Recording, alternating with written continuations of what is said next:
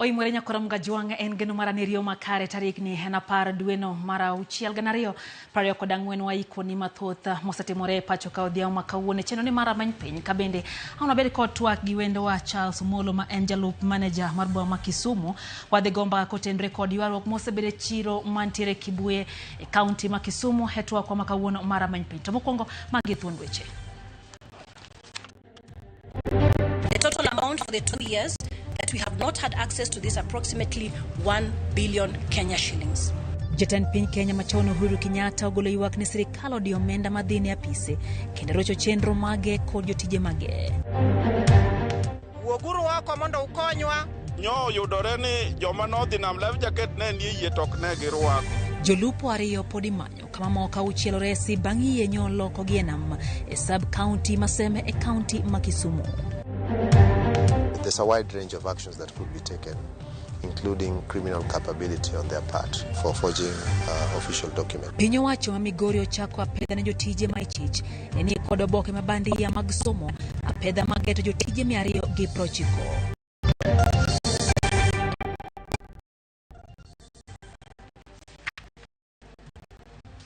Machiegni nyakoronga jwange chini mara pinyo wa ikoni mathoth de thuolo mar kod mbaka wantiere mar ote machok hadi adeko jono kere he Facebook kachara Mugi TV Kenya YouTube to wake pa nyakoronga jwange chore mara pinyo mana kaka machiegni wan jalo Belinda Hadiambo nyika Lydia Okeo. Apisa piny Kenya machon Uhuru Kenyatta ogolo ywak kawacho ni piny owacho osemechiwo omenda ne apise kaluwore gi chike mathurka kata nyamburko ma owinjo bed ni ichiwo ne jatend piny machon pok ochiw nyaka ne owetelo. Mawachi gi jawachi apisa jatend piny machon Kanzedena e report makwedo weche moko manowachi gi jawachi lo piny owacho Isaac Mwaura manodieko ne sirikal osechiwo apisi mantiere gi apisa iye gino mowacho ni ok en adieri. Kaluwore gi report manogol gi jawache lo piny owacho Isaac Mwaura tarik 31 dwe mar abich higani, jawache apisa jatend piny machon Kanzedena okwedo weche moko manoliek gi Mwaura ni Uhuru Kenyatta nitiere kod apis man kod gi apisa iye ma ochiw gi sirikal. Good afternoon. Kanze wacho ni mano en miriambo kaluwore ni piny wacho ne chuno Uhuru gi apis manyari mano oyier gi Mwai Kibaki kaluwore gi dwaro mare. Olero ni chiko yiene Uhuru bende yiero apisi ma ohero to kata kamano piny wacho odagi chiwo omenda mar apis no. It is public knowledge that State House has been very clear on the position of the office in Nyari as the only office that the President should use based on the fact that the office has been bought by government. The office in Nyari was selected by the former president, the late former president Mwai Kibaki, suitable for himself. So the statement that the former president enjoys a fully furnished and maintained office of his choice provided by government is incorrect. The offices that we use are currently on that side where you've just, on the other side where you're from.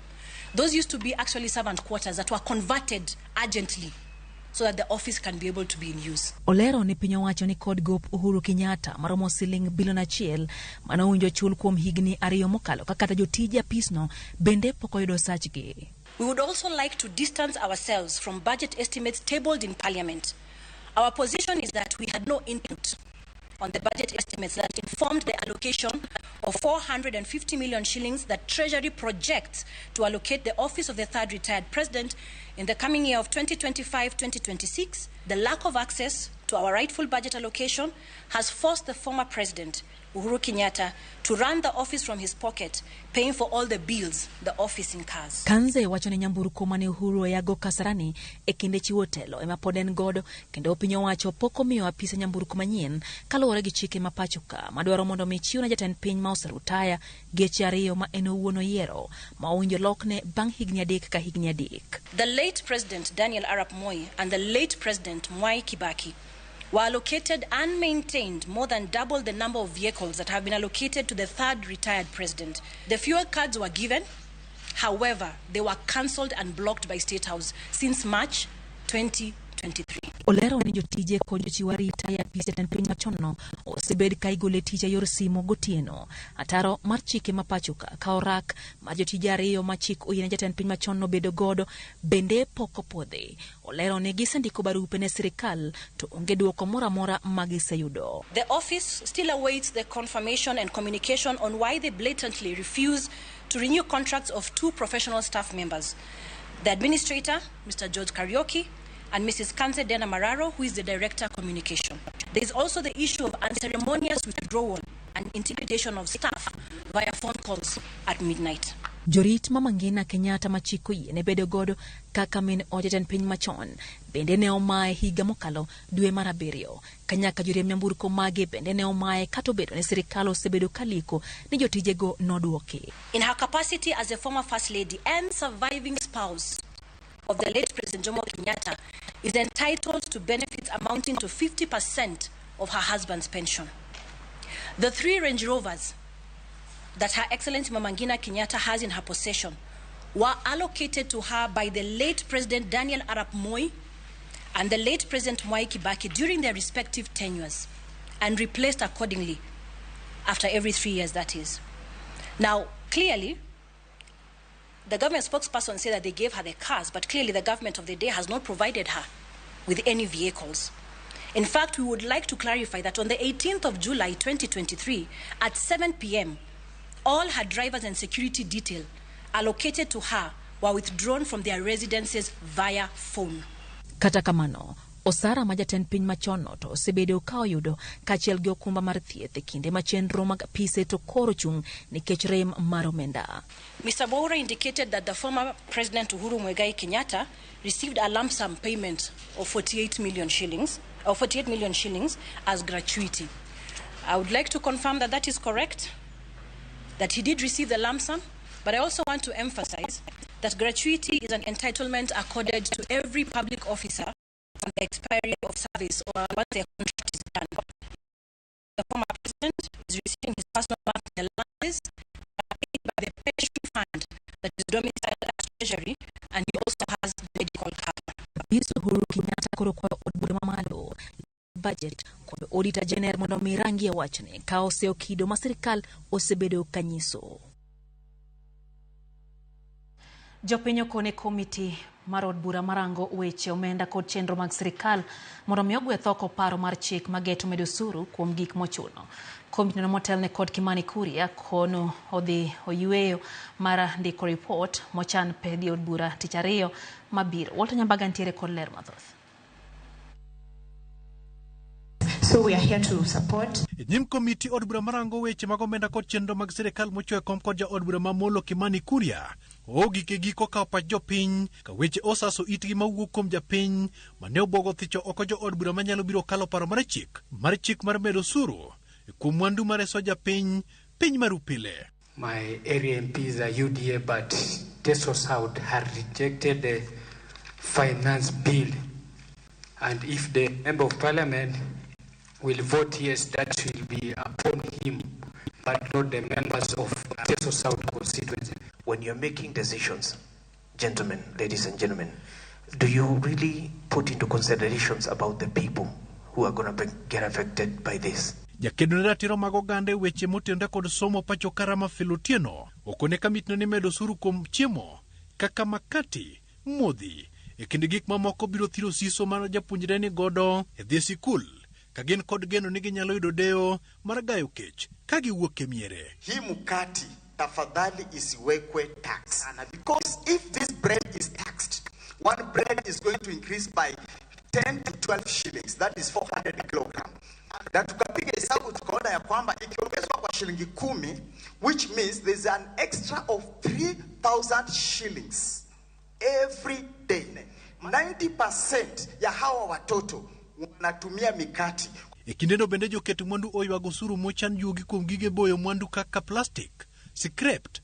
Weg nyamburko bende dwaro ni mondo gweth oko osuru mochan yugi kuom gi kaka jweg geche. That you would like the cap of 100,000 to be removed on the vehicle tax. But do you have any reason for that concern? And when you increase the excise duty on mobile banking, It will increase the cost of mobile banking services, and this will hinder small businesses. I don't know in which procedure did you bring the eco levy on all plastics to 150 kilogram per kg. Then you charge the farmer again VAT from 0 to 16 on transporting again this sugar cane. Jo Kenya monyondo kodo riwruok ma kanise kanyakla kod wakeini marito kuonde mag lamo ma nyithindo yude tiegruok ka okalo paro mar chik mar 2024 to thuolo mag kony nyalo biro bedo matek monyondo koda ka yudo thieth e ute mag thieth. Read the Finance Bill 2024 be a document that inspires hope and confidence for the future, not the one that breeds despair in the hearts of the people. This part of the additional 150 charge per kg of diaper materials, this one is really going to make life difficult for us young people who are in the childbearing age. As we know, in Nairobi, we have water rationing. This is not an exercise in futility. We will consider your views and try the best we can to balance, even as we want to fund the budget, that there is need to protect Kenyans from increased cost of living. CPRO, do you have a comment? Egiko mar kao pacho ganda kakoro kamit ni biro kao yueyo makende mar jumbe ariyo mar loso lipot mochan pedhi ne od bura tich ariyo manyien. Walter Nyambaga, Ramogi TV, KCC, Nairobi. Piny owacho mar kaunti ma Migori osechako timo pedha ne jotije ma ichich ni nitiere kod oboke mabandia mag somo. Apedha ma kamano geto jotije ma kwan gi romo 290 ma sirikal koro ng'iyo nonro maggi. Jafwambo marwa George manigi ler koya e kaunti ma Migori. Apedha ni mabende ne ochake juma achiel mokalo kendo nyaka sani kwan jotije bura mosiangi ne nitie kod obok mag somo mabandia osido barupegi oweyo ka jotijegi mag kaunti ma Migori koro nitie kod kibaji mokalo. Lipot yango ni jotije mag piny owacho mag kaunti ma Migori maro 93 mano seyudi ni nitie kod obok mag somo mabandia osido barua makodwa mondo koro gichopie nyim bod ma ondiko jotije kaunti ma Migori mondo gichiw ler ewi obokgi mag somo. Jagoro mar piny owacho mar kaunti ma Migori Oscar Limo yango ni nadieri ne gidhi nyime kod kawo okang' mar chik ni jotijego mag kaunti ma Migori mantie kod obok mag somo mabandia. After preliminary check of KCPE and KCSE certificates, we did find 93 confirmed cases of certificates that Kenya National Examination Council did confirm were forged. So we began the process of taking disciplinary action and against those employees, and there's a wide range of actions that could be taken, including criminal culpability on their part for forging official documents. Lipot man non jotije ma kaunti ma Migori mane otim kod duolno ma ong'ere kaka Human Resource Management Institute e lo piny owacho mar kaunti ma Migori kaachiel kod nondono mabeyo ne otim kod piny owacho mar kaunti ma Migori ne oyango ni jotije kaunti mar 93 nitiere kod obok mag somo mabandia e mago mag primary kaachiel kod secondary. If those employees are indeed found to have to be guilty of that offense, we will ease them out of the public service, and that will further ease the burden on the wage bill. Jotije mag kaunti mar 197 bende pod inono obokgi mag kuondego mag tiegruok ma bende nitiere kod chich mathoth. George Juma, Ramogi TV, Migori. Wadhi Kisumu, menyo dhi nyime ne ringre jolupo ariyo mapok oyudi bang' masira mane otimore e nam Lolwe e sub-county Maseme e kaunti ma Kisumu. Yamo mapek nyogoyo yie mar jolupo kendo kelo miyo yieno onimo manyaka sani. Luro nitie ni ji ariyogo owito ngimagi. Jolupo mamoko 6 to otony masira makamano. Chenro mar manyo ringregi ochakre okinyi ma kawuono, kata kamano tend dho wath ma to kony kuom piny owacho eno ni oyudgi. Anyuola mag jolupo ariyogo bende ogoyo tach e dho wadhno kaluwore kod chik luwo ni nyaka gibed kanyo mayud ringrego.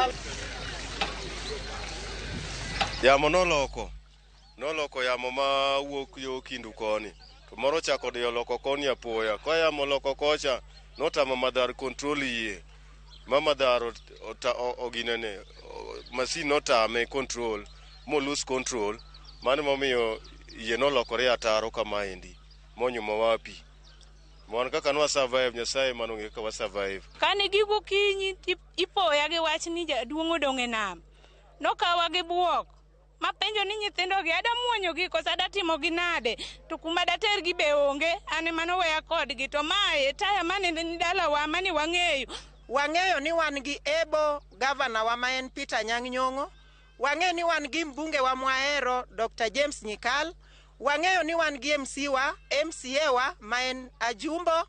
Wakwayo uni kamora mora ma uwinja wuoguru oko mondo ukonywa. Nyo yudore ni joma nodhi nam life jacket ne nie yie tok ne girwako. Kora kwayo jonamwa Masat Beach ni komi life jacket to rwak life jacket mondo weche mag tho mag beach gi kik yudre yie mora mora. Nengo mar stima, osuru kod omenda manok ma ichwalo ne sekta ma thieth moko kuom midhiero mamedo kwan mar jotuo ma wito ngimagi nikech onge mar masinde machwalo muya e ute thieth ma pacho kae. Ma kaluwore kod ripot ma ochiko riwruok ma ok mar piny owacho APHRC makoni poni piny owacho kodwoko piny nengo mar chwalo masinde gi e ute thieth, jopiny nyalo hinyore higni mabiro. Jafwambo mara Judith Omondi ntiere kod ler mathoth. En penjo ka bende piny Kenya oikore ne chako chwalo masinde mag chwalo muya ne jotuo ma ohewore kigin ma ok giyudo sir kowuok kuom riwruoge ma ok mag piny owacho. Kaluwore gi lipot mar riwruok ma ok mar piny owacho APHRC, 90% mar kuonde thiedho jotuo ma ohewore pacho ka onge kod masinde mag chwalo muya ne jotuo. Thoth ute thieth man kod masinde gi gin mane oyudo sir kowuok kuom riwruoge ma ok mag piny owacho, ahinya to e kinde mag midhusi mag coronavirus. Utapata county zingine, kwa mfano utapata level 3 ina capacity kushinda level 4. Kwa hivyo county zote zina matatizo na lile jambo ambalo nafikiri inji nafaa kuongelea ni kwamba ikiwa kwa mfano kuna county moja ikiwa unapeleka watu katika referral hospitals na zile referrals zimejaa, inamaanisha kwamba pale chini pia kuna upungufu wa kuweza kushughulikia mambo ambayo sio lazima yafike katika referral. E kinde ma piny Kenya ikore ne chako siro chenro mag thieth ma ok giyudo sir mora mora kochopo higa mar 2030, penjo wuok ka bende ikruok oseket makare ahinya to bugo kwan mar masinde ma ichiwogo muya ne jotuo. E ripot ma ogol kod riwruogni, 75% mar nengo medo jatuo muya e ute thieth otud kod nengo mar osuru mani malo.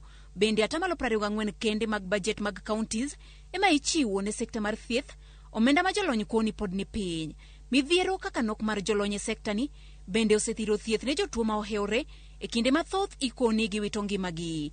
If you look at the people who are needed to run the value chain in health facilities in the whole country, you need about 1,200, but we found there 169.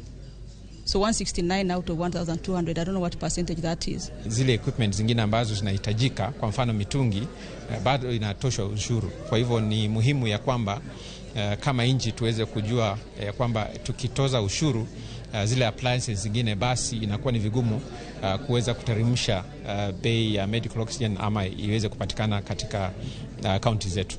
Kaka moko kuom ikruok ne keto thieth e nengo ma oyueyo ne jotuo, jakom mar komiti mar thieth e od bura Dr. Robert Pukose koni ochopo kinde ma koro nyaka gol oko kata duok piny osuru ma iketo e masinde mag thieth ma itiyogo e pacho ka.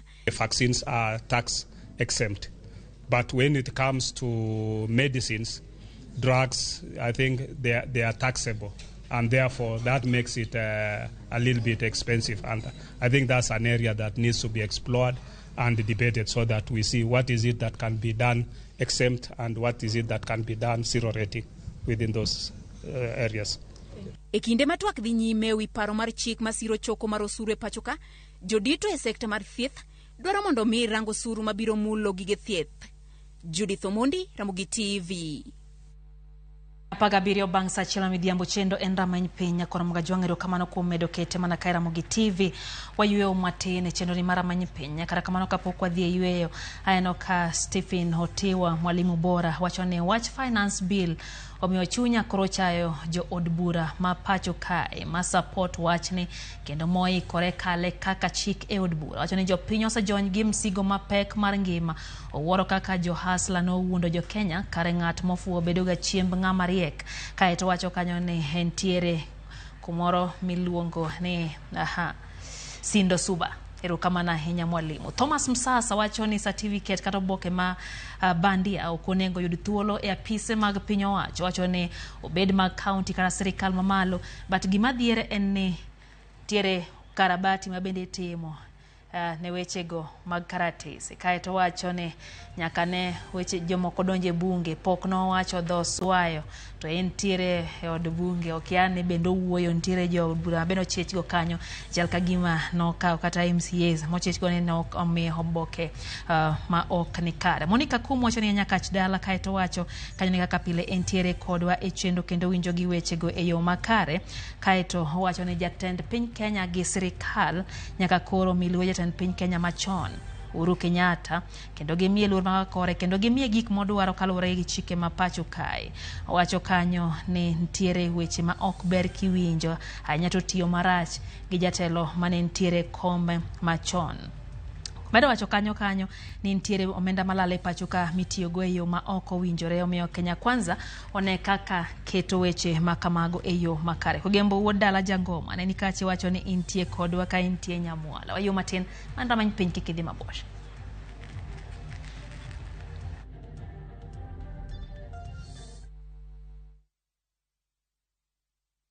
Ase wacho ni nyathini toko winja. To sani In a world where faith, fear, sacrifice, and the complexities of father-son relationship collide. The son must choose his path and his own legacy.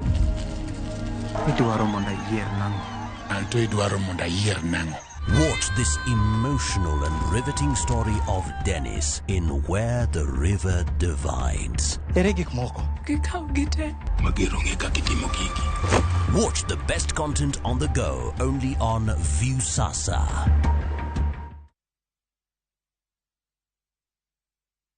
Wakelo ni mo mar del mar Sawa Milking Jelly mowuok Pwani Oil Products. Mo mar pien del mar Sawa Milking Jelly en mo maonge gima omedie kendo ober ahinya e rito pien del. En mo maleny ne ok yot, orito pien del kendo entie yo kebe molos maber mamiyi tich mayot seche ma igwele ka idwa tiyo kode. Yud ber duto ma pien dendi dwaro ka itiyo gi mo mar del mar Sawa Milking Jelly. Ma en mo ma inyalo geno kuome. Ober ne mari yud mari kawuono e duka man machiegni kodi. Doors should not hold out opportunities. Doors are the gateways to progress, the ones that hold ideas, and those that close deals. Let's take those to places where there are none. Let's open big doors that harbor progress. In all the places that we are, KCB ni yangu. KCB ni yetu. KCB is mine. KCB ni yetu. For people, for better.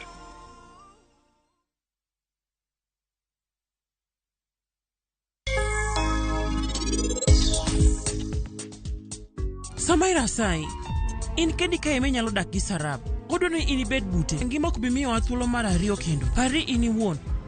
Yuvi! Onge gimora mora ma Yuvi biro wacho ni nikech en sani okodwa wuoyo gi ng'at manonego wuongi. En okodwa rito kendo okodwa neni. Okobi wuoyo koda nikech in.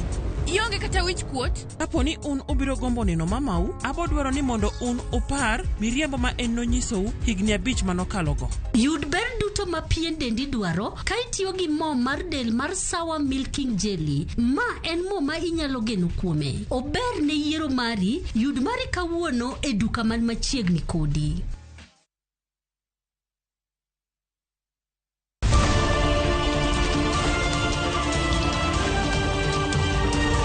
Koru to rugi mage. Weche manyien.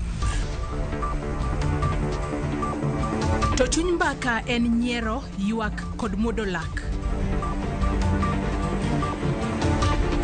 Matwak kod duond jopiny. Nyakora Mogejong machiegni neno weche manyien. Ma en Rupiny kod mbaka oromo. E Ramogi TV.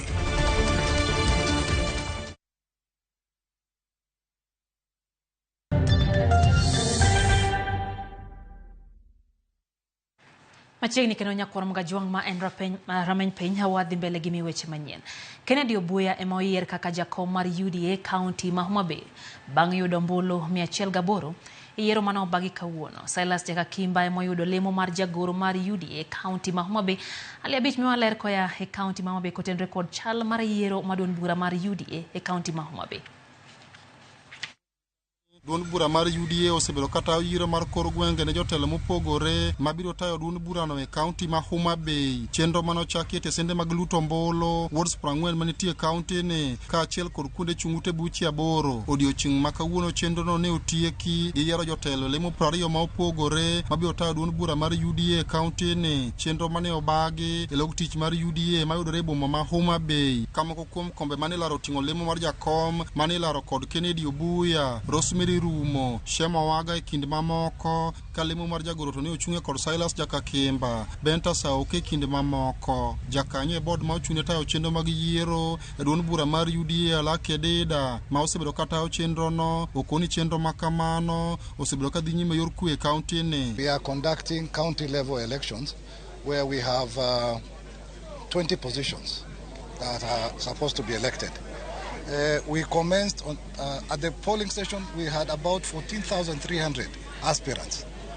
Now at the county level, we have 44 who are vying for the various 20 positions. We have 159 delegates. This exercise has been free of any significant incidences. Jokanyo mag UDA ma osebedo kawuok oko ne chenro mar yiero makamano okoni lwasi maber mar yiero makamano nyiso demokrasia maduong' e piny Luo ka giwacho ni sani koro UDA ni kod jotendgi mabiro konyogi neno ni mbi maduong' burano medo landore e kaunti ni. Jochung' wetena beduru gi chuny ni makata chama mamoko ka biro timo nomination kata gitimo elections mag party wamigi environment mokwe kaka gimiyo kawuono mondo wadhi mbele gi ngima kaka pile. Waneno ka lokruok dhi biro Homa Bay County ka lokruok man wadwaro.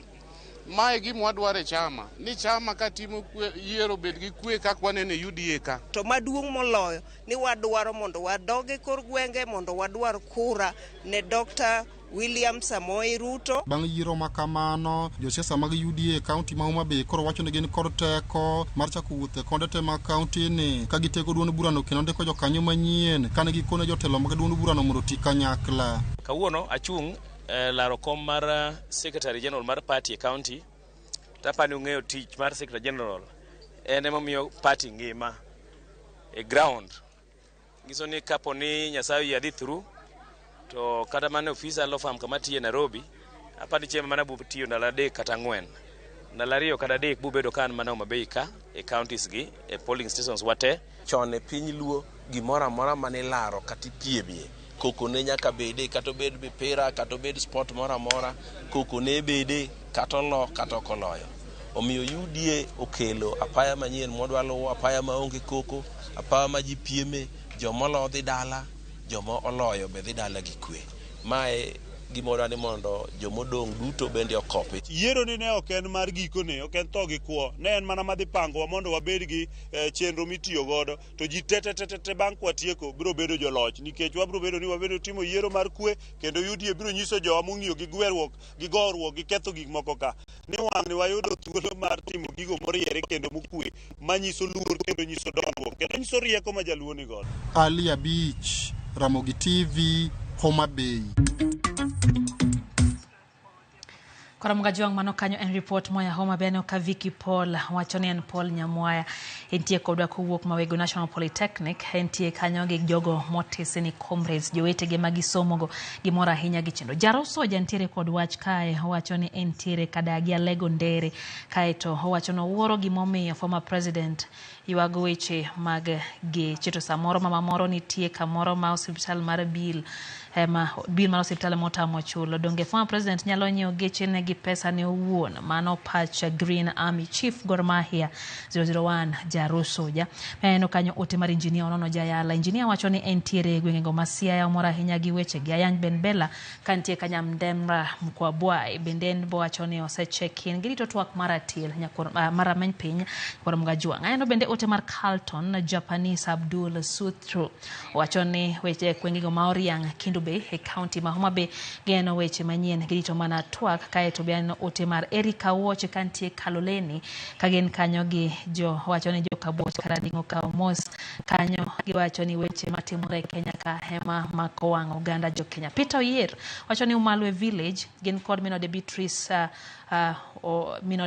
kae to wacho ni weche mag osuru moromo oganda jo Kenya. Sirikal mar Kenya Kwanza okwayo ni sirikal ng'e weche mag osuru odoke piny mokuom mwandu mochuno ma oganda thoro tiyo godo.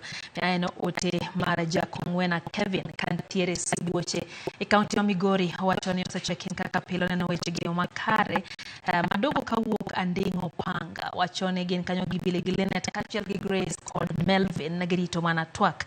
Neno bende ote kanyo mar Byron gi Clara giwacho ni gin bende wach mar budget momako dhogi girito mondo mi gine MPs mabende siro twak weche go mabende dhi medo osuru ne oganda jo Kenya. Eno bende ote mar Rogers Andala. Rogers wacho ni umoja weche gi chope o makare kendo weche mamako chunygi gin weche go mag siasa. Sir makoro kosmo jatend piny Kenya machon kaluwore gi chike gi mapach mano komako dho oganda jo Kenya. Nono Jako Gelo Odhis wacho kanyo ni gikwayo wabunge mondo odhi owit mabor paro mar chik mar omendano. Wangenya koro Mgajwang' piny owacho mar kaunti ma Kisumu owuoyo oko komiti matayo chenro mag chiro Kibuye kendo chungo koda ka yiero mano winjore bagi mar jotend chiro makamano. Manager mar boma ma Kisumu Abala Wanga ema ogolo lendono kowacho ni yiero mar chiro no koro chungi nyaka kinde ma ok ong'e.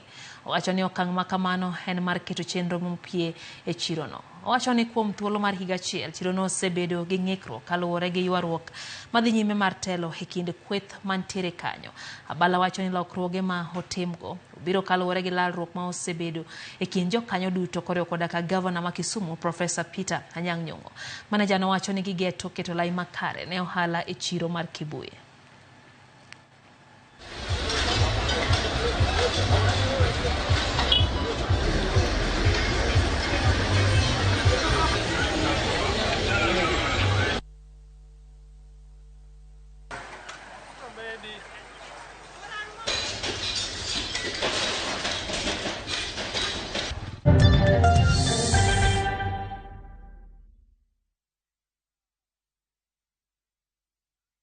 When your kids learn to be independent, you're giving them a great start.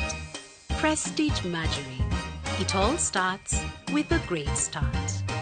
Now comes in the original and vanilla flavor.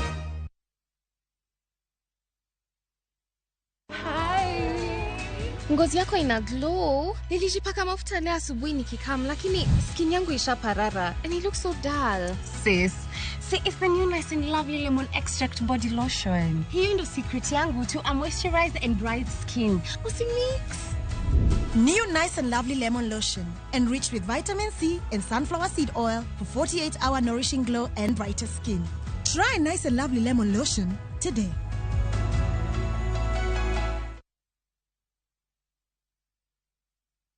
Kutuma pesa ni free na Equity.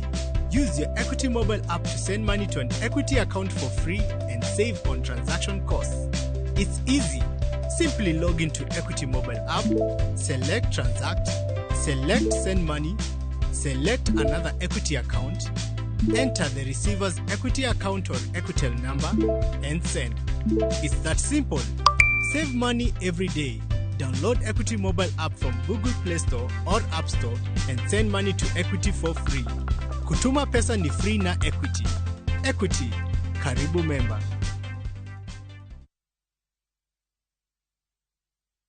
May you be blessed in your coming in and your going out. May your name be mentioned in a room filled with opportunities.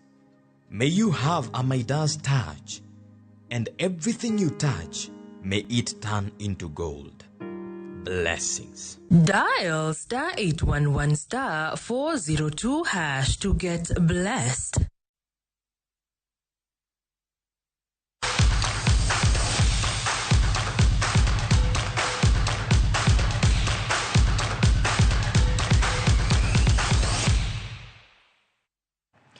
Gedo mara lap tuke ma Siaya nochwake dwe mar 11 higa mag 2018 e bwo tend gavana machon Cornel Amoth Rasanga kendo ne igeno ni ne idhi tieke bwo dweche 10 manonego bed ni rumo e dwe mar 9 higa 2019. Kata kamano en gedo ma pod dhi nyime higni 5 nyaka ne chake ka singo osebed ka ichiwo kinde ka kinde mar thuolo ma onego bed ni itieko e chenro makama.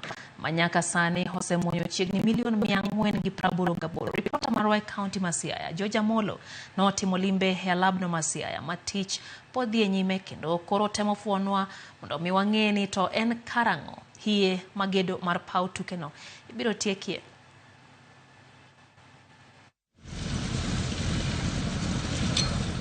Gedo mar alap mar tuke ma Siaya osekawo higni buora ka nyaka sani tich pod dhi nyime pawni ma orak mar gedo mare nochwe kogno e kind piny owacho ma Siaya County gi kambi gedo mar China Jiangsu e dwe mar 11 higa 2018.